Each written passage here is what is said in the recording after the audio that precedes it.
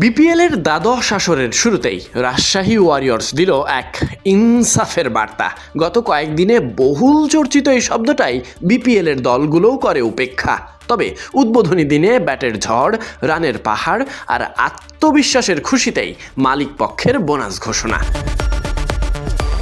দারুণ এক জয় দিয়ে বিপিএল অভিযান শুরু করলো শান্ত মুশফিকদের দল, আর তাতেই খেলোয়াড়দের মালিক পক্ষ করল বর্ণনা অতীত মূল্যায়ন।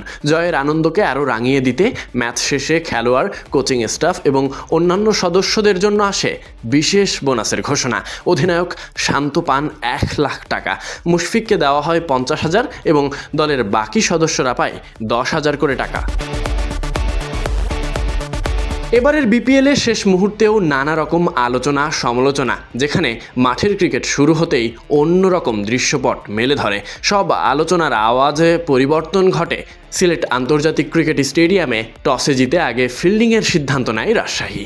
ব্যাট করতে নেমে সিলেট টাইটান্স আক্রমণাত্মক শুরু করলেও রাজশাহীর বোলাররা ম্যাচটা পুরোপুরি হাতছাড়া হতে দেননি। নির্ধারিত 20 ওভারে সিলেটের সংগ্রহ দাঁড়ায় 191। লক্ষ্য তাড়া করতে নেমে রাজশাহীর ব্যাটিংয়ের শুরু হয় মহাকাব্যিক দৃশ্যপট।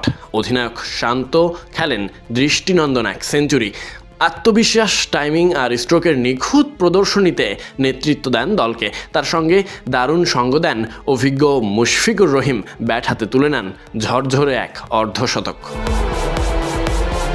এই কীর্তি শুধু দুজনের নয়, পুরো দলের। 2 তারকা ব্যাটারের ব্যাটে ভর করে মাত্র 2 বল হাতে রেখে 8 উইকেটের বড় জয়ে লক্ষ্যে পৌঁছে যায় রাজশাহী ওয়ারিয়র্স। উদ্বোধনী ম্যাচে এমন দাপুটে জয়ে তারা জানিয়ে দিল, এই আসরে তারা শুধু অংশ নিতে আসেনি, এসেছে শিরোপার লড়াইয়ে নাম লেখাতে। জয়ের আনন্দ এখানেই থেমে থাকেনি। ম্যাচ শেষে খেলোয়াড়, কোচিং স্টাফ এবং সাপোর্ট স্টাফদের জন্য আসে বিশেষ বোনাসের ঘোষণা। এই বোনাসের ক্ষেত্রে সর্বোচ্চ পান 1 লক্ষ টাকা নাজমুল হোসেন শান্ত, অধিনায়ক।